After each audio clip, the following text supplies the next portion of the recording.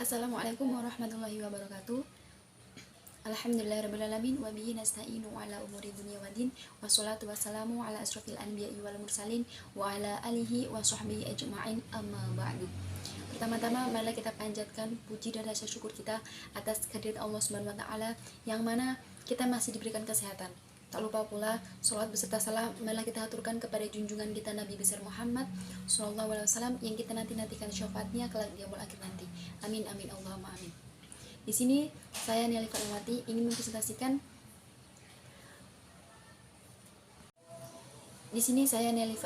ingin mempresentasikan materi tentang filsafat hukum Islam. Sumber hukum Islam. Al-Quran. Al-Quran berkedudukan sebagai sumber pertama dan utama dalam hukum Islam. Kedudukan ini mengharuskan umat Islam memahami pesan-pesan yang dikandungnya untuk dilaksanakan dalam kehidupan. Hal tersebut juga diperlukan sebagai upaya mengatur perilaku manusia, baik yang berhubungan dengan manusia ataupun makhluk yang lainnya secara horizontal.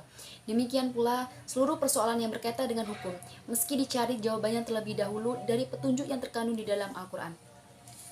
Kemaslahatan hidup manusia di dunia dan di akhirat diyakini dapat diperoleh jika manusia melandaskan pada perilaku hidup mereka pada petunjuk Al-Quran.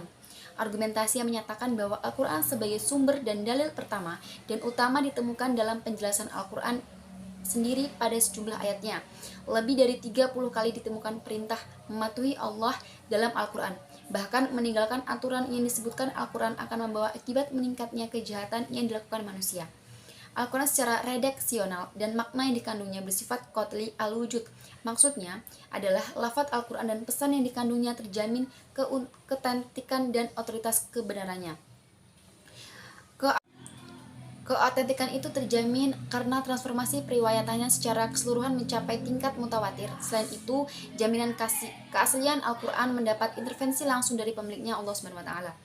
Pada uraian sebelumnya telah dijelaskan bahwa Al-Quran sebagai sumber utama dan yang paling utama dari hukum Islam yang bersifat global yang membutuhkan penjelasan secara operasional.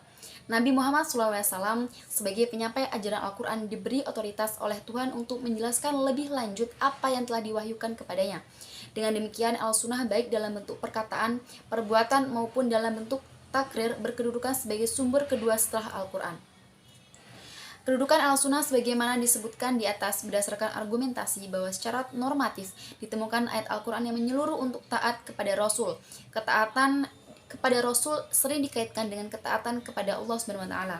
Seperti yang ditemukan pada surah Al-An-Nisa ayat 13, artinya hukum-hukum tersebut itu adalah ketentuan-ketentuan dari Allah. Barang siapa taat kepada Allah dan Rasulnya, niscaya Allah memasukkannya ke dalam surga. Al-Quran sering menetapkan beriman kepada Rasul. Disebutkan dalam surah Al-A'raf ayat 158.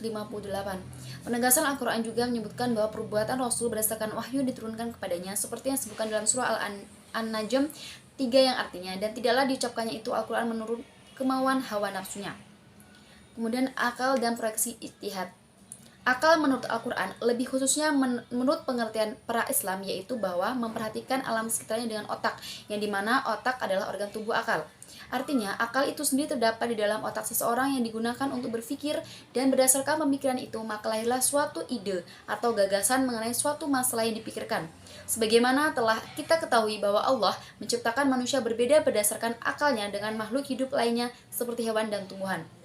Berdasarkan perspektif Islam, peran akan dibagi menjadi dua, yaitu yang pertama memahami nilai-nilai ajaran agama. Apabila ada doktrin yang kurang jelas, akal akan merumuskan pelaksanaannya. Adapun ketika sebuah doktrin agama memiliki nilai-nilai sosial, akal bertugas menerjemahkan dalam konteks kehidupan kekinian, bukan untuk mengubah doktrin, melainkan menemukan pelaksanaan doktrin. Yang kedua, akal bertugas memilih dan menyeleksi doktrin agama. Terkadang ada doktrin agama yang temporer atau madaniyah dan doktrin agama yang selalu kontemporer atau makiyah. Terkait hal ini, akal bertugas untuk memilih kemungkinan terbaik pelaksananya. Yang kedua, akal dan proyeksi ijtihad.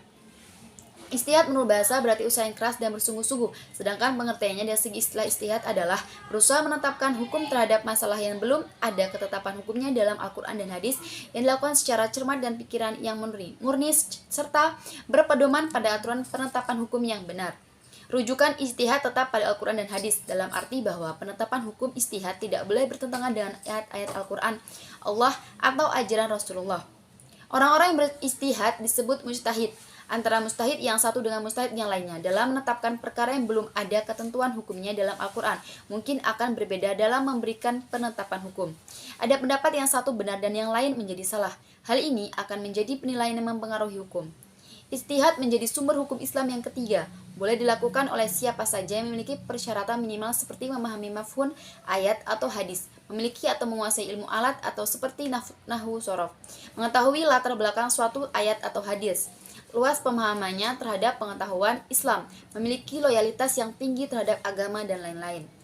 Ijtihad diterapkan dengan beberapa cara, antara lain ijma' dan qiyas. Ijma' adalah kesepakatan para mujtahid pada suatu masa setelah Rasulullah wafat terhadap suatu masalah.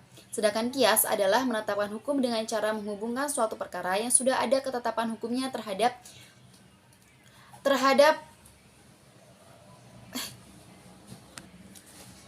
suatu masalah. Sedangkan qiyas adalah menetapkan hukum dengan cara menghubungkan suatu perkara yang sudah ada ketetapan hukumnya terhadap masalah lain yang dihadapi dan belum ada ketetapan hukumnya, sedang antara keduanya sama-sama memiliki sebab yang bisa disepadankan.